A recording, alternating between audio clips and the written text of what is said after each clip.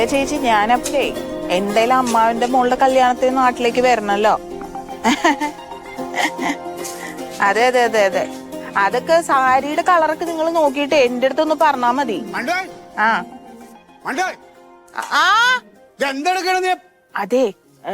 എത്ര നേരം അന്നതേട്ടൻ വിളിക്കണ്ട്. എന്താ അറിയോ, 2 ദിവസം. ശരി, ഞാൻ വിളിക്കാം.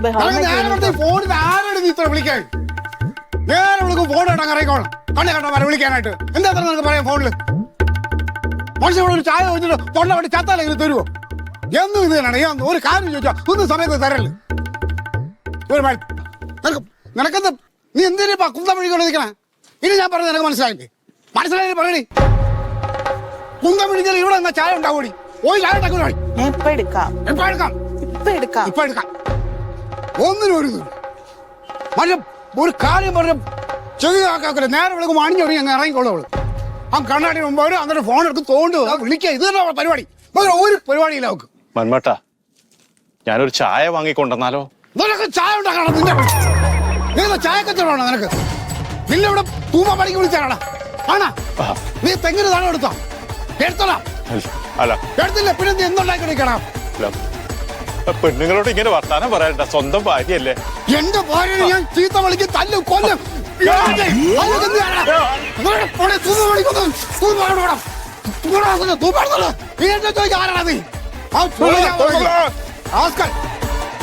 എന്റെ ഭാര്യ പലതും എല്ലാം അവൾക്ക് സൈഡ് പറയാൻ ഒരുപാട് പേരുണ്ട്. കളിക്കുന്നവൻ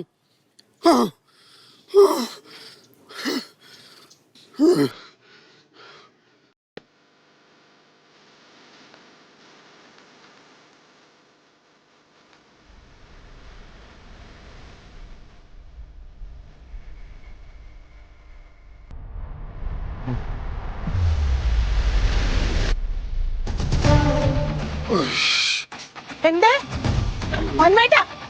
എന്താ എന്താ വാ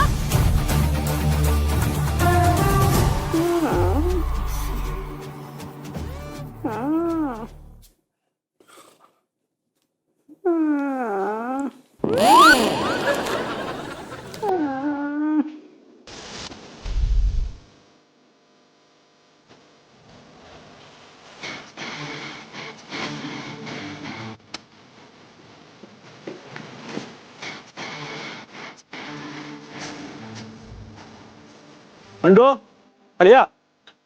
അലിയാ, ഇതെന്ത് വാതിലൊക്കെ തുറന്നിരുന്നു?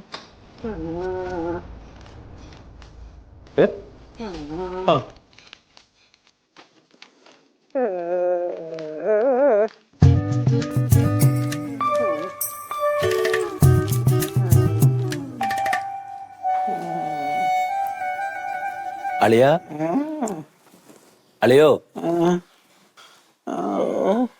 എന്തപ്പണ്ടായേ? കുറച്ചു ദിവസമായിട്ട് ഭയങ്കര ദേഷ്യ. ഇന്നെന്തിനാ ദേഷ്യപ്പെട്ട്? ചായ കൊടുത്തില്ല. അപ്പൊ എന്താ ചായ കൊടുക്കാഞ്ഞ്? എന്റെ ചേട്ടൻ ഞാൻ അവിടെ ഫോൺ ചെയ്തോണ്ട് നിക്കായിരുന്നു. അപ്പഴേ ഇവിടുന്ന് എന്നോട് വിളിച്ച് പറഞ്ഞ ചായ വേണമെന്ന്. അപ്പൊ തന്നെ ഞാൻ വന്നു. പക്ഷെ ഭയങ്കരമായിട്ട് ദേഷ്യപ്പെട്ടു. ആ പണിക്ക് പിന്നെ ഉണ്ണിയില്ലേ, ഉണ്ണീനെ കൊന്നില്ലാന്നുള്ളൂ. ദേഷ്യപ്പെട്ട് അവനെ ഓടിച്ചു. ഇനി അവൻ വരുമെന്ന് എനിക്ക് തോന്നാണല്ലോ. ഇപ്പൊ കുറച്ചു ദിവസമായിട്ടുണ്ട് സാറിന്? കുറച്ചു ദിവസമായിട്ട് ഇപ്പൊ അങ്ങനെയാ. ഇനിയിപ്പൊ കോറിയിൽ എന്തെങ്കിലും പ്രശ്നം ഉണ്ടാവും? കോറിയിൽ അന്ന് എന്തോ പ്രകൃതി സ്നേഹികൾ സ്റ്റേ ചെയ്തു എന്നൊക്കെ പറഞ്ഞില്ലേ, കേസ് കൊടുത്തു എന്നൊക്കെ. അതിൽ പിന്നെ കുറച്ച് ദേഷ്യം ഉണ്ടായിരുന്നു. പക്ഷെ ഇതിപ്പോ കൂടി കൂടി വരാണേ ഓരോ ദിവസവും. ദേഷ്യം വന്നതൊക്കെ എടുത്ത് എറിയാണേ. ഞാൻ അതാ ചേട്ടൻ്റെ അടുത്ത് വരാൻ പറഞ്ഞേ. നമുക്ക് ഏതെങ്കിലും നല്ലൊരു ഡോക്ടറെ കൊണ്ടുപോയി കാണിക്കണം.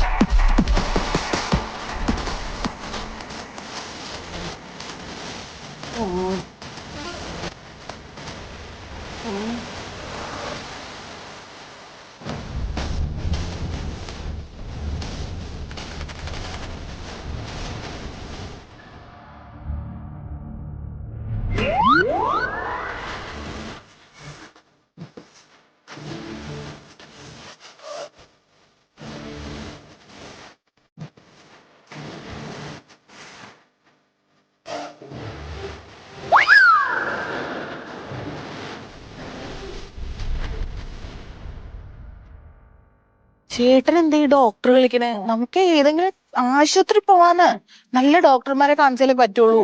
എന്തിനാ ഡോക്ടറെയൊക്കെ കൊണ്ടേ കാണിക്കണേ? ഡോക്ടർ പോക്കറ്റിലല്ലേ?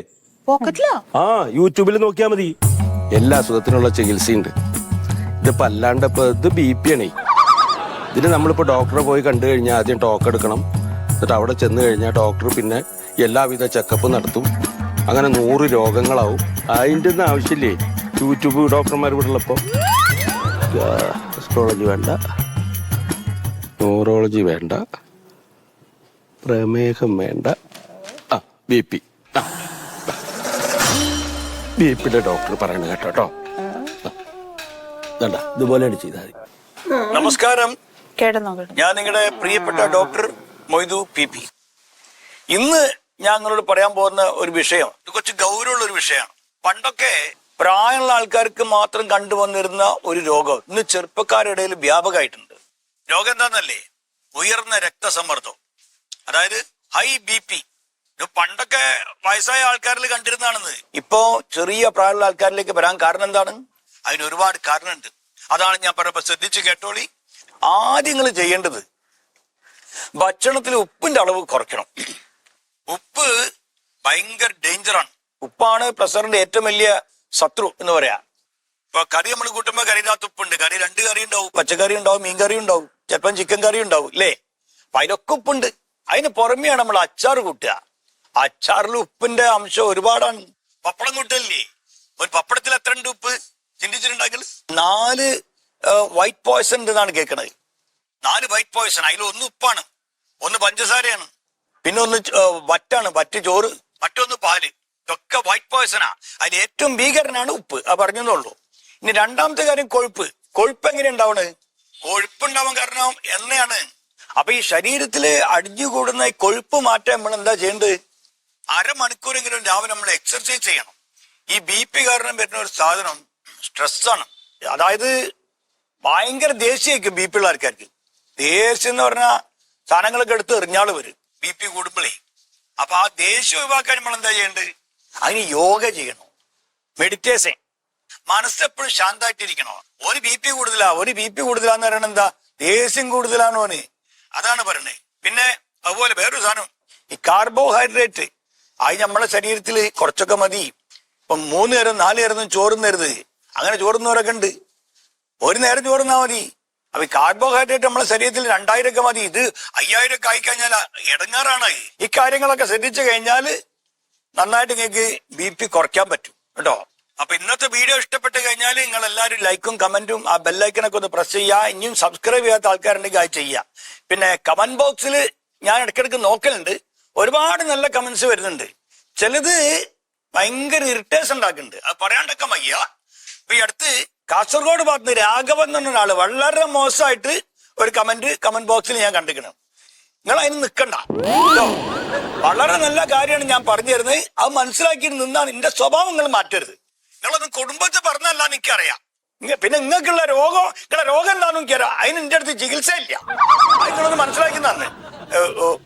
ഇതായതുകൊണ്ടാണ് ഞാൻ കൂടുതൽ പറയാത്തത്, എന്റെ ചാനലായതുകൊണ്ട്. അപ്പൊ ബാക്കിയുള്ളവരോടൊക്കെ കേട്ടോ നല്ല കമന്റ്സ് ഇടുന്ന എല്ലാവരോടും അടുത്ത വീഡിയോയില് നമുക്ക് വീണ്ടും കാണാം ഇൻഷാല്ലാ. കണ്ടാ, ഇതുപോലൊക്കെയാണ് ചെയ്താൽ മതി. ഇത് ഞാൻ നിന്റെ ഫോണിലേക്ക് സെൻഡ് ചെയ്യാം. വേറെ ഒരു മരുന്നും വേണ്ട. ഉപ്പ് ലേശം തൊടിയിക്കരുത്. ഇവിടെ ഇനി മുതൽ ഉണക്കമീൻ വേണ്ട, പപ്പടം വേണ്ട, അച്ചാറ് വേണ്ട. പിന്നെ വെക്കുന്ന കറികളിലൊന്നും ഉപ്പ് ലേശം വേണ്ട. അപ്പൊ ഞാനെങ്ങനെ അളിയന് കൊടുത്തു കഴിഞ്ഞിട്ട് നീ ഇങ്ങനെ ചോറിൽ കുറച്ച് ഉപ്പിട്ട് കഴിച്ചാൽ മതി. ഈ പറഞ്ഞ പോലെ നീ 1 മാസം ചെയ്തോക്ക്. അളിയന്റെ BP പമ്പ കിടക്കും. എന്നിട്ട് നീ എന്നെ വിളിക്ക്.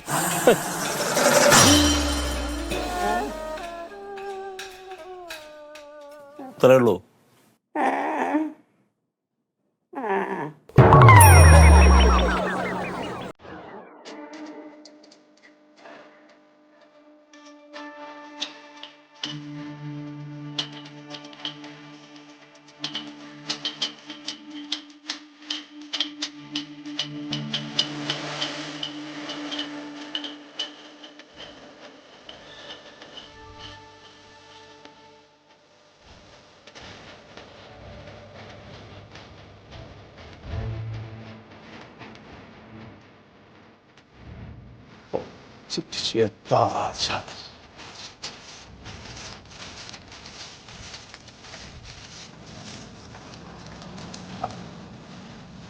അതെ, അന്നത്തെ ഒരു കുടുംബകാര്യത്തെ ഇടപെട്ട എന്റെ തെറ്റ്, അത് ക്ഷമിക്കണം. ട്രെയിന് വരുന്നു, ട്രെയിന് വരുന്നു. ഞാൻ പോയിക്കോളാം. സാറ്റ് കളിച്ചാലേ ബാബു ഉണ്ണോ? ഉണ്ണിയാന്ന്. ബാബു എണ്ണിയ ഞാൻ വിളിക്കും. ഞാൻ വിളിക്കാം. ബാബു എണ്ണിക്കാം. അല്ലേ അകത്ത് കളിക്കാം. അതേ ഇവിടെ ഇത് വരും, ട്രെയിനും അല്ല നമുക്ക് അവിടെ പോയി കളിച്ചാൽ ഞാൻ ജയിച്ച എനിക്ക് ഐസ്ക്രീം വാങ്ങിച്ചു, ബാബു ജയിച്ച ബാബുവിന് ഐസ്ക്രീം വാങ്ങിച്ചു. അടിച്ചിട്ടുണ്ട്. നമുക്കേ നമുക്ക് കബഡി കളിച്ചാലോ?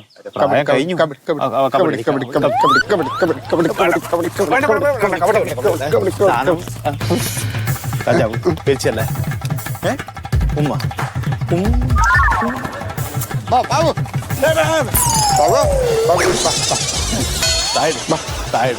എന്ത് പറ്റിയത്? കണ്ണൂത്തി കളി. ബാബു ഉണ്ട്, ഞാൻ വിളിക്കാം. നമുക്ക് രണ്ടൊരു കുളിച്ച. ഒന്നും ചെയ്യരുത്, ഒന്നും ചെയ്യരുത്. അല്ല ബാബു ഞാൻ വിളിക്കാം. ബാബു വിളിക്കാം.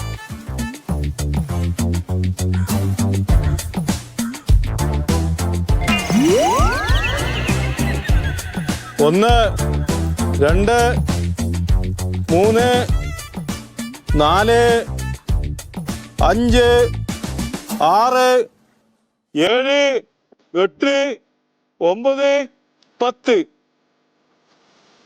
എന്റെ അമ്മ രക്ഷപ്പെട്ടു. ഏടാ പോയത്? രക്ഷപ്പെട്ടു.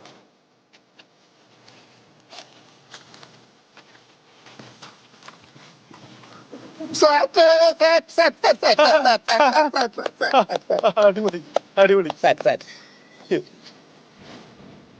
മന്മേട്ടാ, വിജയന്മാര് ടീച്ചറല്ലോ, ഭാര്യയല്ലേ? ടീച്ചർ വഴക്ക് പറയും. മന്മേട്ട അകത്ത് കയറി ഇരിക്കേ.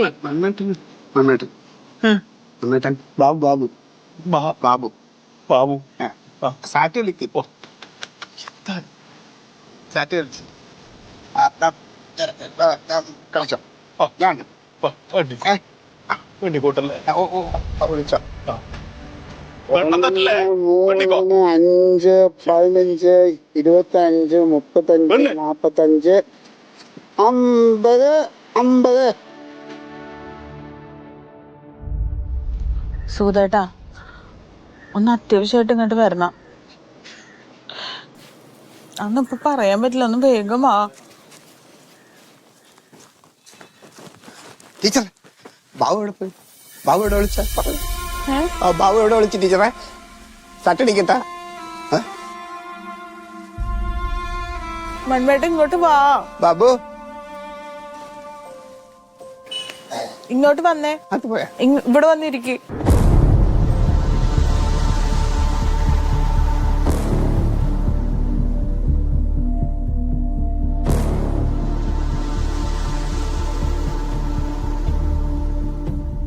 റഷീദ എവിടെ ഇത്? വാ റഷീദ. റഷീദേ, നല്ല ആള് തന്നെ.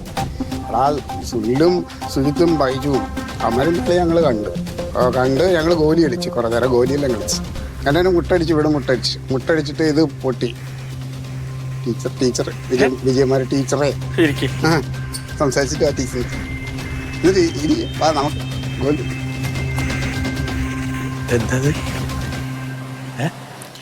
എനിക്കറിഞ്ഞൂടാ, കുറച്ച് ദിവസമായിട്ട് ഇപ്പൊ ഇങ്ങനെയൊക്കെയാ. മറ്റേ ഞാൻ പറഞ്ഞ പോലെ ഇപ്പൊ ഒരു മാസമായിട്ട് ഉപ്പൊന്നും കൊടുക്കാറില്ല. ഉപ്പൊന്നും കഴിക്കണേ ഇല്ല. ആരോടും ദേഷ്യപ്പെടാറുണ്ടാ? ഇല്ല, ഇപ്പൊ ദേഷ്യമൊന്നുമില്ല. മുഴുവൻ സമയം ചിരിയും കളിയൊക്കെ തന്നെയാ. അപ്പൊ ബേബി നോർമലാ, അത് പേടിക്കാല്ല. അല്ല, അതല്ല ഏട്ടാ. ഇപ്പൊ എങ്ങനെ അറിയോ, ഇങ്ങനെ പരസ്പര ബന്ധമില്ലാത്ത പോലെ എന്തെങ്കിലുമൊക്കെ പറയും. അങ്ങനെയല്ല, പല സമയങ്ങളിലും നോർമലും ആണ്. നോർമലാണ്. ആ, ചിലപ്പോഴാണ് ഇങ്ങനെ. ചിലപ്പോഴൊക്കെ ഇത് എവിടെയാന്ന് അറിയില്ല. പിന്നെ കൂടുതലും പഴയ കാര്യങ്ങളാ പറയണത്. ബഷീർ ഇപ്പൊ ഞാൻ വന്നപ്പോഴേ സാറ്റ് കളിക്കണ്. ആരോടെ? ആ ഉണ്ണിയുടെ കൂടെ. ഉണ്ണിയിട്ടൊന്നയ്യ. എനിക്കറിയില്ല, ഉണ്ണിനെ ബാബു എന്നൊക്കെ വിളിച്ചിട്ട് സാറ്റ് കളിക്കുക. എന്നെ ഇപ്പൊ ടീച്ചറേന്നൊക്കെ വിളിക്കണ്. ഇപ്പൊ എന്താ നമ്മള്? എനിക്ക് അറിഞ്ഞൂടെ, ഏതെങ്കിലും നല്ല ആശുപത്രി കൊണ്ടുപോയി കാണിക്കാം. എന്തോ കുഴപ്പമുണ്ട്. നീ ഇപ്പൊ എങ്ങടെ പോണ്? ഞാൻ കടയിൽ പോണേ. ഈ മന്മേട്ട് 2-3 ദിവസമായിട്ട് എങ്ങും പോയില്ല, ഇവിടെ തന്നെ ഇരിക്കുക. ഒരു സാധനല്ല, എന്തെങ്കിലും ഒന്ന് മേടിക്കണ്ടേ? സമയത്ത് ഭക്ഷണം കൊടുത്തിട്ടില്ലെങ്കിൽ പിന്നെ കരയും. ഈ ഒരു കാര്യം ചെയ്യ്, നീ ഇപ്പൊ കടയിൽ പോയിട്ട് സാധനങ്ങൾ മേടിച്ചു വാ. അതുവരെ ഞാൻ അളിയന്റെ അടുത്തിരിക്കാം. എന്തായാലും ഡോക്ടറെ കാണിച്ചേ പറ്റുള്ളൂ. അങ്ങനെ എടുത്തു ചാടി ഡോക്ടറെ കാണിക്കണ്ട. വിവരം എന്താന്ന് അറിയട്ടെ. തൽക്കാലം പോക്കറ്റിലൊരു ഡോക്ടർ ഉണ്ടല്ലോ, പ്രതിവിധി നോക്കട്ടെ. നീ പോയിട്ട് വാ. നോക്കണേ. ആ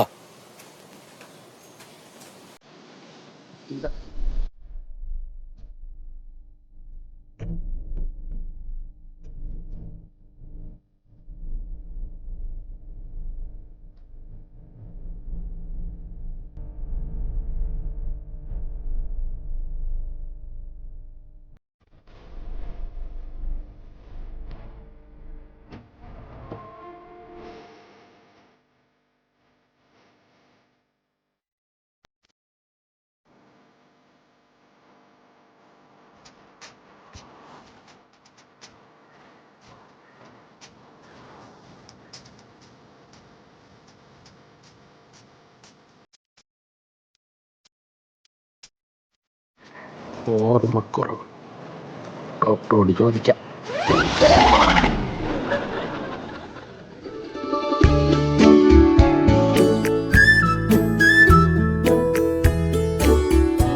എന്താ മൈദപ്പൊടി വാങ്ങണ വൈകിട്ട്?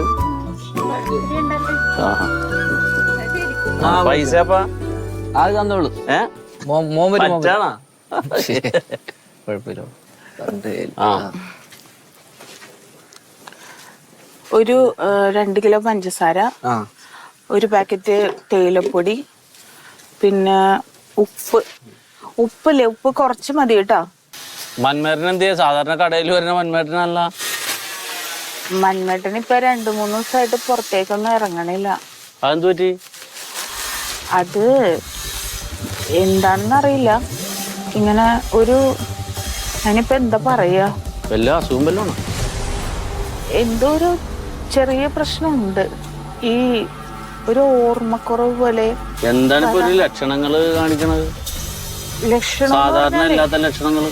അതായത് ഈ പഴയ കാലത്തുള്ള കാര്യമില്ലേ, അതൊക്കെയാണ് പറയണത്. ഒരു ഓർമ്മയില്ല, എവിടെയാണ് നിക്കണത്, എന്താണ് ചെയ്യണത്, അതൊന്നും അറിയാത്ത പോലെ. അപ്പൊ ഈ സാധാരണ ചെയ്യാൻ പാടില്ലാത്ത എന്തെങ്കിലും ചെയ്ത ഈ അടുത്ത് വല്ലോ? ഭക്ഷണോ എന്തെങ്കിലുമോ? അല്ല, ഇപ്പൊ അങ്ങനെ പുള്ളിക്ക് അങ്ങനെ ശീലങ്ങള്, കർക്കശ സ്വഭാവമായിരുന്നല്ലോ. ഇപ്പൊ അങ്ങനെയൊന്നുമില്ല, ദേഷ്യമൊന്നുമില്ല, എല്ലാം മാറിപ്പോയി. സങ്കടപ്പെടണ്ട. വേറെ കാര്യമൊന്നും ഉണ്ടായില്ല. എല്ലാത്തിനും പരിഹാരം ഉണ്ടേ നമ്മുടെ അടുത്ത്. BP ഉണ്ടെന്ന് പറഞ്ഞിട്ട് എന്റെ ആങ്ങളെ പറഞ്ഞ് ഈ ഉപ്പ് ഒഴിവാക്കണോന്ന് പറഞ്ഞ്. ഉപ്പ് വേണ്ട. അല്ല, അങ്ങനെ ഈ 1 മാസമായിട്ട് ഉപ്പൊന്നും കഴിക്കണില്ല. അപ്പൊ BP ഒക്കെ പോയി, ദേഷ്യവും പോയതാണ്. പക്ഷെ ഇപ്പൊ 1 മാസമായിട്ട് ഉപ്പ് കഴിക്കണില്ല. അത് പറ, സോഡിയം കുറഞ്ഞിട്ടുണ്ടാവും. ഒരു പേടിയും പേടിക്കണ്ട, സോഡിയം കുറഞ്ഞതാണ്. ഓർമ്മക്കുറവ് കാണിക്കും, പിള്ളേരെ പോലെ ആവും. മണ്ടൊരു പേടിക്കണ്ട, ഒരു ടെൻഷനും വേണ്ട. അത് സോഡിയം കുറഞ്ഞിട്ടാണ്. ചെറിയ കാര്യം നമ്മൾ ശ്രദ്ധിച്ചാൽ മതി, അതൊക്കെ മാറി ആള് പഴയ പോലെ തന്നെ ആവും. അല്ല, ഞാൻ ചേട്ടനെ വിളിച്ച് വരുത്തിയിട്ടുണ്ട്, വല്ല ആശുപത്രിയിലും. ഒന്നും വേണ്ടാന്നേ. നമ്മുടെ ഈ കാര്യത്തിലൊക്കെ ഒരു എക്സ്പെർട്ട് ഉണ്ടല്ലേ, ശീതളൻ സാറിന്റെ വീഡിയോ നീ കണ്ടല്ലേ? ഞാൻ അതിന്റെ ഫോളോവറാണ്. ഒരു ഡോക്ടറെ കാണണ്ട, ഒരാളോട് അഭിപ്രായം ചോദിക്കണ്ട. ഇയാള് പറയണ അക്ഷരം പ്രതി അങ്ങോട്ട് അനുസരിച്ച്. നമ്മുടെ പപ്പനവൻ ചേട്ടനില്ലടാ, പുള്ളിയുടെ കാലിന് 2 നീരായിട്ട് നടക്കാൻ പറ്റാതെ ഇരുന്നേച്ചത്. പുള്ളിയുടെ വേറൊരു വീഡിയോ ഇതുപോലെ കണ്ടിട്ട്, കാലിന്റെ നീരിന്റെ ഒരു വീഡിയോ ഉണ്ടായി. അത് കണ്ടിട്ട് അയാള് പറഞ്ഞ പോലെ തന്നെ ചെയ്തിട്ട് 2 കാലും ഓക്കെ. ഇപ്പൊ തെങ്ങേ കയറാണ് അയാൾ ഓടി. അത്ര റിസൾട്ട് അല്ലേ? ഞാൻ എന്തെല്ലാം അസുഖങ്ങൾ അയാളുടെ കേട്ടിട്ട് സ്വയം ചികിത്സിച്ച്, വൈഫിനെ ചികിത്സിച്ച്, നാട്ടുകാർക്കൊക്കെ ചികിത്സിച്ച്, പക്ക റിസൾട്ടാണ്. ഒന്നാമത്തെ ഒരു ചെറിയ കാര്യം വരുമ്പോൾ ആശുപത്രിയിലോട്ട് ഓടിയാ അവിടെയുള്ള മിഷ്യൻ മുഴുവൻ ചെക്ക് ചെയ്യും നമ്മളെ. അതിന്റെ പൈസ മേടിക്കും. എന്നിട്ട് ലാസ്റ്റ് ഒന്നുമില്ല എന്നും പറഞ്ഞിട്ട് പറഞ്ഞു വിടും. എന്തിനാ കാശുകളാണ്, എന്തിന് ടെൻഷൻ അടിക്കണം? ഇയാൾ ഓരോ ലക്ഷണങ്ങൾ പറയും. ആ ലക്ഷണങ്ങൾ നമുക്ക് ഉണ്ടെങ്കിൽ അയാൾ പറയണ പോലെ അങ്ങോട്ട് ചെയ്താലുണ്ടല്ല. കണ്ട, ഈ സോഡിയം കുറഞ്ഞാൽ എന്ത് ചെയ്യണമെന്നുള്ള വീഡിയോ ആണ്, ഒന്ന് കണ്ടേ. സോഡിയത്തിന്റെ അഭാവം അഥവാ ഉപ്പിന്റെ കുറവ് ശരീരത്തിൽ പേശികളിൽ ഒരുപാട് ബുദ്ധിമുട്ടുകൾ ഉണ്ടാക്കും. മാത്രമല്ല ഇത്തരത്തിലുള്ള ആളുകൾക്ക് ഓർമ്മക്കുറവ്, അതുപോലെ തന്നെ ഈ ഒരു ഭ്രാന്തിന്റെ അവസ്ഥ, ഭ്രാന്ത് എന്ന് അല്ല, അതായത് ഭ്രാന്തെന്നും പറയാം, ഭ്രാന്ത് തന്നെ. ഈ പിച്ചും പിഴയും പറയുക എന്ന് പറയും, നാട്ടുഭാഷയിൽ പറയുമ്പോൾ പിച്ചും പിഴയും പറയുക എന്ന് പറയും. സോഡിയം കുറയുന്നതാണ് അതിന് കാരണം. അപ്പോ ഇത്തരത്തിലുള്ള അസുഖങ്ങൾ പിടിപെടാതിരിക്കാൻ നമുക്ക് തന്നെ വീട്ടിൽ ചെയ്തെടുക്കാവുന്ന ഒരു മരുന്നിനെ കുറിച്ചാണ് നമുക്ക് ഈ വീഡിയോയിൽ പറയാനുള്ളത്. അപ്പൊ ഇത്രയും സവിശേഷമായ ഒരു മരുന്നിനെ കുറിച്ച് പറയുമ്പോൾ ബെല്ലൈക്കൺ ഒന്ന് അമർത്താൻ മറക്കരുത്. അതുപോലെ തന്നെ എൻ്റെ ഈ ചാനൽ സബ്സ്ക്രൈബ് ചെയ്യുക, ലൈക്ക് ചെയ്യുക. 20 രൂപക്ക് നെറ്റ് ചാർജ് ചെയ്താൽ നമ്മുടെ അടുത്ത് എല്ലാ സംവിധാനവും പോക്കറ്റിൽ ഇട്ടുണ്ട് കിടക്കണേ. എന്നിട്ടാണ് നമ്മ ഈ മണ്ടത്തരം കാണിക്കണം. നമ്മൾ ഇതിനുണ്ട് എല്ലാ സാധനവും നമ്മുടെ അടുത്തിട്ട്. വീട്ടിൽ നമുക്ക് ലഭിക്കുന്ന അല്ലെങ്കിൽ സർവ്വസാധാരണ നമ്മുടെ വീട്ടിൽ ഉണ്ടാകാവുന്ന കുറെ സാധനങ്ങൾ, കുറെ വസ്തുക്കൾ ഉപയോഗിച്ച് തന്നെ നല്ല ഒരു മരുന്ന് നമുക്ക് ഉണ്ടാക്കിയെടുക്കാം. ഇതിന് വേണ്ടതായിട്ടുള്ള വസ്തുക്കൾ: 4 ഇടങ്ങഴി വെള്ളം വെട്ടിത്തിളപ്പിച്ച് അതിൽ ഒരു അരക്കഴിഞ്ഞ് ആര്യവേപ്പിന്റെ ഇല ഇടുക.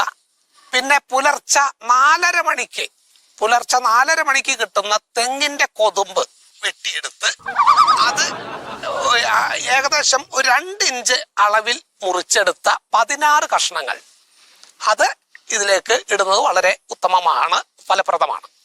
അതുപോലെ തന്നെ ഈ കടുക് 8ആയി മുറിച്ചിട്ട് 3 തവണ വെള്ളത്തിന് ചുറ്റും ചുഴറ്റി അതിലേക്ക് ഒന്ന് ആകാശത്തേക്കും ബാക്കി വരുന്നത് ഈ വെള്ളത്തിലേക്കും ഇട്ട് നല്ലതുപോലെ ഇളക്കി എടുക്കുക. അതുപോലെ തന്നെ ഇഞ്ചി കടിച്ച കുരങ്ങൻ എന്ന് കേട്ടിട്ടില്ലേ? അത് പലപ്പോഴും നമ്മൾ ആ ഒരു പ്രയോഗം ഉപയോഗിക്കുന്നത് അത്രയും വീര്യം ഇഞ്ചിക്കുണ്ട് എന്നുള്ളത് കൊണ്ടാണ്. ഇഞ്ചി ഏകദേശം ഒരു 250 ഗ്രാം, വില കൂടുതലാണെങ്കിൽ 200 ആയാലും മതി, അതിലും കൂടുതലാണെങ്കിൽ 100 ഗ്രാം ഇട്ടാലും കുഴപ്പം വരുന്നതല്ല. നമ്മുടെ ഒരു അളവനുസരിച്ച്, കയ്യിലുള്ള കാശിന്റെ അളവനുസരിച്ച് ഇഞ്ചി ഇടാം. 4 ഇടങ്ങഴി വെള്ളം വെട്ടിത്തിളച്ച് 2 ഇടങ്ങഴി ആവുന്ന ഒരു അവസ്ഥയിലേക്ക് എത്തുമ്പോൾ ഇതിലേക്ക് 4 കോഴിമുട്ട ഉടച്ചിടുക. കോഴിമുട്ടയ്ക്ക് പകരം താറാമുട്ടയായാലും വിരോധമുള്ള കാര്യമല്ല. അതിന്റെ മഞ്ഞക്കരു പെടാതെ നോക്കണം. വെള്ള മാത്രം ആണ് അതിലേക്ക്. അത് ഈ ഉടച്ച് കയ്യിലേക്കിട്ട് ആ വെള്ളം ഊർന്ന് പോയി ആ മഞ്ഞക്കരു മാറ്റി വെക്കാൻ വളരെയധികം ശ്രദ്ധിക്കേണ്ട ഒരു കാര്യമാണ്. മഞ്ഞക്കരു വെട്ടാൽ ചിലപ്പോൾ ഒരു പക്ഷേ ഇതിന്റെ ഓപ്പോസിറ്റ് റിയാക്ഷനാണ് ഉണ്ടാവുക. അപ്പോൾ ഈ 4 ഇടങ്ങഴി വെള്ളം വെട്ടിത്തിളപ്പിച്ച 2 ഇടങ്ങഴി ആവുന്ന ഒരു രീതിയിലേക്ക് എത്തുമ്പോൾ ആ 2 ഇടങ്ങഴി വെള്ളമാണ് ഒരു അരിപ്പയിലേക്ക് ഊറ്റിയെടുത്ത് ആ വെള്ളം നമ്മളൊരു കാട്ടുചേമ്പിന്റെ ഇല വെട്ടി മൂടി വെക്കണം. കാട്ടുചേമ്പിന്റെ ഇല എവിടെയാണോ കിട്ടുന്നത് അവിടുന്ന് മുറിച്ചു കൊണ്ടുവന്ന് മൂടുമ്പോഴാണ് അതിന്റെ പ്രത്യേകത കൃത്യമായിട്ട് മനസ്സിലാക്കാൻ കഴിയുക. ഈ മൂടി വെച്ച വെള്ളം രാത്രി 2 മണിക്ക് എടുത്ത് സേവിക്കലാണ്. അത് എങ്ങനെയാണെന്ന് പറഞ്ഞു തരാം.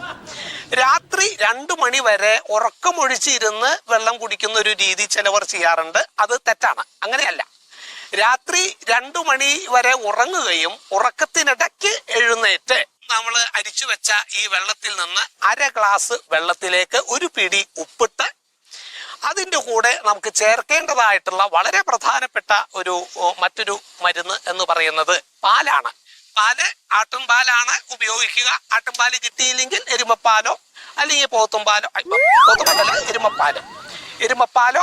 ഇനി അതിനും സാധ്യത ഇല്ലെങ്കിൽ മുലപ്പാലായാലും കുഴപ്പമില്ല. അത് ഒരു ഉരിയോളം കിട്ടാൻ സാധ്യത ഉണ്ടെങ്കിൽ മാത്രം ചെയ്താൽ മതി. ഇല്ലെങ്കിൽ ആട്ടിൻപാലോ എരുമപ്പാലോ ഉപയോഗിച്ച് ഇത് മിക്സ് ചെയ്ത് ഒറ്റ വലിക്ക് കുടിച്ച് ഒറ്റയ്ക്ക് പോയി മൂത്രമൊഴിച്ച് വന്നു കിടക്കണം എന്നുള്ളതാണ് ഇതിന്റെ ഒരു ശരിയായ ചികിത്സാ രീതി. നിങ്ങൾ ശ്രമിച്ചു നോക്കൂ. തീർച്ചയായിട്ടും നിങ്ങളുടെ ഈ ഉപ്പിന്റെ കണ്ടന്റ് ശരീരത്തിൽ കുറഞ്ഞിട്ടുണ്ടാകുന്ന എല്ലാവിധ ശാരീരിക ബുദ്ധിമുട്ടുകളും മാറ്റി കിട്ടും എന്ന് തന്നെയാണ് എനിക്ക് പറയാനുള്ളത്. എല്ലാവരും ഇതിനായിട്ട് ഒന്ന് ശ്രമിച്ചു നോക്കുക. കണ്ട ഒരാശ്വാസം കിട്ടിയില്ലേ? ഇതിപ്പോ പുള്ളി നിസ്സാരക്കാരനല്ല, വെന്റിലേറ്ററിൽ കിടന്ന രോഗിയുണ്ടല്ല, പുള്ളി ചെന്ന് അവസാനമായിട്ട് കണ്ട് ഒരൊറ്റ ഞെക്കിയപ്പോ എഴുന്നേറ്റ് ഓടിയിട്ടുണ്ട്. എത്രയോ പേര്. പിന്നെ നമ്മുടെ ഈ ഫോണിലുണ്ടല്ല എന്തെങ്കിലും അല്ലറ സാധനങ്ങൾ വേണമെങ്കിൽ ഇങ്ങനെ സഞ്ചിയായിട്ട് ഇതുപോലത്തെ കൂതറ കടയിൽ വരേണ്ട കാര്യമില്ല. ഒന്നാമത്തെ ഇവിടുത്തെയൊക്കെ പഴയതായിരിക്കുള്ളൂ.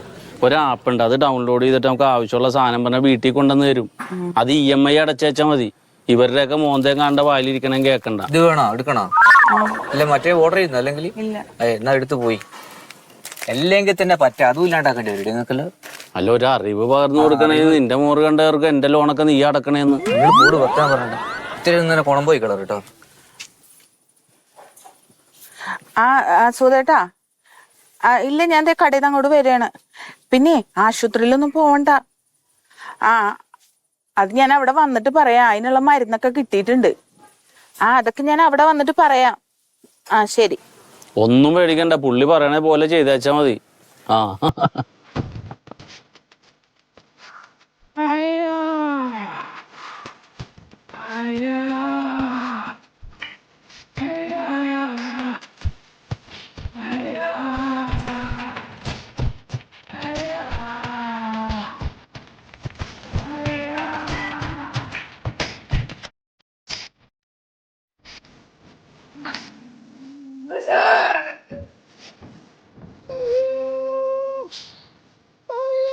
വെരിക്കോസ് വെയിൻ അട്ടയെ കൊണ്ട് ഘടിപ്പിച്ചാൽ മതി നിങ്ങളോട് ആര് പറഞ്ഞു? അച്ഛൻ തന്നെ പറഞ്ഞതാ. അച്ഛൻ വൈദ്യരാണോ? അല്ല, ഇത് ദുഷ്ടരക്ത അട്ട വലിച്ചെടുത്തിട്ട് ഇത് മാറുന്ന അച്ഛനോട് ആരോ പറഞ്ഞു എന്ന് പറഞ്ഞു. എന്നിട്ട് ദുഷ്ടരക്തം പോയോ? ഇപ്പൊ രക്തം നിക്കണല്ലോ സാറേ. എത്ര അട്ടയെ കൊണ്ട് ഘടിപ്പിച്ച്? 10-15 കാണും. 15 അട്ടയോ? നിങ്ങളൊക്കെ അത്യാവശ്യം വിവരമുള്ള ആളുകളല്ലേ, ഈ വക മണ്ടത്തരങ്ങളൊക്കെ ചെയ്യുമ്പോ പറഞ്ഞു കൊടുക്കണ്ടേ? പറഞ്ഞാ കേക്കില്ല സാറേ. എന്ത് എന്തിനാ അട്ടേനെ കൊണ്ട് കടുപ്പിക്കാൻ? നിന്നോട് ഞാൻ ഹെയർ കവർ ചെയ്യണമെന്ന് പറഞ്ഞിട്ടില്ലേ? സാർ ഇപ്പോഴത്തെ ഒരു ട്രെൻഡ് ഇതാണ്. പിന്നെ ഒരു പോസിറ്റീവ് എനർജി ആയിക്കോട്ടെ എന്ന് വിചാരിച്ചിട്ട്. ജോലിയോടെ കണ്ടിന്യൂ ചെയ്യണോ? മൂട ഡോക്ടർ ഇങ്ങനെ വിളിക്കേ.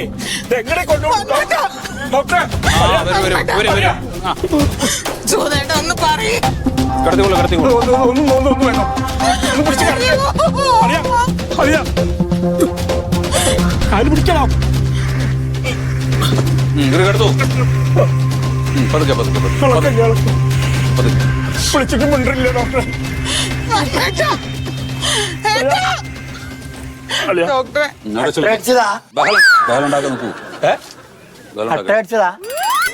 മിണ്ടാട്ടില്ല, ആകെ തളർന്നു.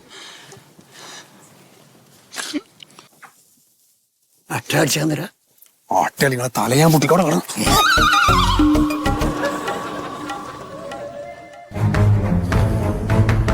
എന്താ ഡോക്ടർ?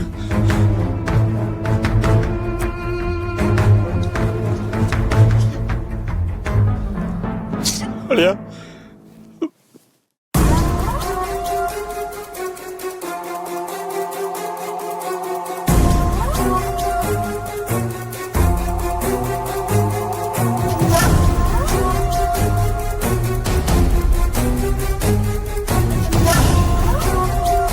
ബി പി ഉള്ള കാര്യം നിങ്ങൾ എങ്ങനെ മനസ്സിലാക്കി? അത് മറ്റേ യൂട്യൂബില് ഡോക്ടർ പറഞ്ഞ പോലെ ഒക്കെ കാണിക്കുന്ന കണ്ടപ്പോ ആവശ്യത്തിന് അനാവശ്യത്തിനൊക്കെ ദേഷ്യപ്പെടുന്നു. അങ്ങനെ ദേഷ്യപ്പെടുന്നുണ്ടെങ്കിൽ അത് BP കൂടിയതിന്റെ ലക്ഷണമാണെന്ന് യൂട്യൂബ് ഡോക്ടർ മൊയ്തു സാറിന്റെ യൂട്യൂബ് ചാനലിലൂടെ മനസ്സിലാക്കിയതാ. അപ്പോ മൊയ്തു ഡോക്ടർ യൂട്യൂബ് ചാനലിൽ നിർദ്ദേശിച്ച പോലെ തന്നെ 1 മാസം ഉപ്പേ കൊടുത്തില്ല, ടകയെന്ന് BP പറഞ്ഞു. സോഡിയം കുറഞ്ഞില്ലേ? അപ്പൊ അതിന് അപ്പൊ യൂട്യൂബില് ശീതളൻ വൈദ്യരുടെ ഒരു വീഡിയോ ഞാൻ കണ്ടു. ഇങ്ങനെ സോഡിയം കുറഞ്ഞാല് അങ്ങനെ പേടിക്കണ്ട, ഒരൊറ്റമൂലിയുണ്ട്, അത് കഴിച്ചാൽ മാറുന്നു പറഞ്ഞിട്ട്. കഴിച്ചോ? അങ്ങനെ ഈ ശീതള വൈദ്യര് പറഞ്ഞ പോലെ ഒരുപാട് മരുന്നുകളും അച്ഛനൊക്കെ പാടെ കൂടിയിട്ടുള്ള മരുന്നുകൾ പറഞ്ഞു തന്നു. അതൊക്കെ ശേഖരിച്ചിട്ട് അരച്ച് ഉരുട്ടിയിട്ട് വെള്ളം കൂട്ടാണ്ട് വിഴുങ്ങാൻ പറഞ്ഞു. വിഴുങ്ങിയിട്ട് നേരം ഇങ്ങോട്ട് കൊടുന്നു. എന്തിന്? അപ്പൊ അതിന് പറ്റിയ വീഡിയോ ഒന്നും കണ്ടില്ലേ? സമയം കിട്ടിയില്ല, വീഡിയോ നോക്കാനുള്ള സമയം കിട്ടിയില്ല. സമയം കിട്ടിയിരുന്നെങ്കിൽ നോക്കിയേനെ. നിങ്ങൾ ചെയ്യേണ്ട കുറെ കാര്യങ്ങളുണ്ട്. ദയവ് ചെയ്ത് ഈ യൂട്യൂബിൽ കാണുന്ന വീഡിയോസ് എല്ലാം കണ്ടിട്ട് അതുപോലുള്ള ചികിത്സ നിങ്ങൾ നടത്തരുത്. ഇപ്പൊ കറക്റ്റ് സമയത്തിന് വന്നതുകൊണ്ട് ജീവൻ രക്ഷിക്കാൻ പറ്റി നമുക്ക്. നമ്മൾ വിചാരിക്കുന്നത് പോലെയല്ല, വലിയ പ്രശ്നമാണിത്. ഇപ്പൊ തന്നെ ഇവിടെ ഒരുപാട് പേഷ്യൻസ് ഇവിടെ തന്നെ ഉണ്ട്. ഇതേപോലെ യൂട്യൂബിലുള്ള പലതും കണ്ടിട്ട് അതിനനുസരിച്ച് സ്വയം ചികിത്സിച്ചിട്ട് അസുഖം വന്ന് അത് മാറിയിട്ടും മാറാതെയൊക്കെ ആയിട്ടുള്ള ആളുകളുണ്ട്. ഇതെന്താ ഇങ്ങനെയൊക്കെ ചികിത്സിക്കുന്നത് നിങ്ങള്? ഹോസ്പിറ്റലിൽ വരാതെ കാശ് ചെലവാക്കാണ്ട് വെറുതെ ഡോക്ടർമാരെ യൂട്യൂബിലൂടെ കിട്ടുമല്ലേ, അപ്പൊ പിന്നെ അതല്ലേ നല്ലത്. അത് ഇപ്പൊ അത്തരം ചികിത്സകൾ നടത്തിയിട്ടുണ്ടായത് അനുഭവമല്ലേ ഇപ്പൊ ഇത്? അല്ല, ഈ യൂട്യൂബ് ഡോക്ടർമാരിൽ പലരും MBBS പഠിച്ച് സ്പെഷ്യലൈസ് ഒക്കെ ചെയ്തിട്ടുള്ളവരാണ്. അപ്പൊ അവര് പറയണതും നമ്മൾ ചെയ്യാൻ പാടില്ലേ? ചെയ്യാൻ പാടില്ല എന്നല്ല, നമുക്കത് കാണാം, അതിന് കുഴപ്പമൊന്നുമില്ല. ഇപ്പോ പഠിച്ചു കഴിഞ്ഞിട്ടുള്ള ആളുകളും ഇപ്പൊ മര്യാദയ്ക്ക് പ്രാക്ടീസ് ചെയ്യാത്ത ആളുകളും ഒക്കെ പോയി യൂട്യൂബിനകത്ത് വീഡിയോസ് ഇട്ടുകൊണ്ടിരിക്കുന്നുണ്ട്. അപ്പൊ അതൊക്കെ നമുക്കൊരു ഒരു ഒരു എന്താ പറയാ, ഒരു ജനറൽ ആയിട്ടുള്ള ഒരു അവയർനെസ് കൊടുക്കുന്നതിനൊക്കെ വേണ്ടിയിട്ട് മാത്രമാണ് അത് നമ്മൾ ഉപയോഗപ്പെടുത്താവൂ. ഇപ്പൊ അത് കണ്ടിട്ട് നമ്മൾ സ്വയം ചികിത്സിക്കാൻ പാടില്ല. അപ്പൊ ആ വീഡിയോ നമ്മൾ കണ്ടു കഴിഞ്ഞ് അതിനകത്ത് പറയുന്ന കാര്യങ്ങളൊക്കെ ഒരുപക്ഷെ കറക്റ്റ് ആയിരിക്കും, അത് എല്ലാ ആളുകൾക്കും അത് ഫലപ്രദമാവില്ല. ഇപ്പോ അസുഖം ഇല്ലാത്ത ഒരാൾക്ക് ഒരുപക്ഷെ അത് ഫലപ്രദമായെന്ന് വരാം. പക്ഷെ ഏതെങ്കിലും രീതിയിലുള്ള ഒരു അസുഖമുള്ള ഒരാൾ ഇത് കഴിച്ചാൽ ചിലപ്പോൾ കൂടുതൽ കോംപ്ലിക്കേഷൻസ് ഉണ്ടാക്കും. അപ്പൊ അത് ചെയ്യാൻ പാടില്ല. അതുകൊണ്ടാണ് ഞാൻ നേരത്തെ പറഞ്ഞത്, നിങ്ങൾ അസുഖം വന്നു കഴിഞ്ഞാൽ എത്രയും പെട്ടെന്ന് അടുത്തുള്ള ഏതെങ്കിലും ഡോക്ടർമാരെ പോയി കണ്ടിട്ട് ആ ഡോക്ടർ അദ്ദേഹം പറയുന്ന മരുന്നുകൾ മാത്രം കഴിക്കുക. അല്ലാതെ നാട്ടുകൂടെയുള്ള മൊത്തം ഡോക്ടർമാർ പറയുന്ന മരുന്നിലേക്ക് ശ്രദ്ധ പോകരുത്. ഞാൻ പറഞ്ഞ കാര്യങ്ങൾ മനസ്സിലായോ? മനസ്സിലായി. എന്ത് മനസ്സിലായി? എന്തെങ്കിലും ഒരു അസുഖം വന്നാൽ ഡോക്ടറെ പോലുള്ള ഡോക്ടർമാരെ നേരിട്ട് കണ്ട് ചികിത്സിക്കണം. അല്ലാണ്ട് യൂട്യൂബിൽ പറയുന്ന ഡോക്ടർമാർ പറയുന്നത് അനുസരിച്ച് സ്വയം ചികിത്സ അരുത്. അതെ.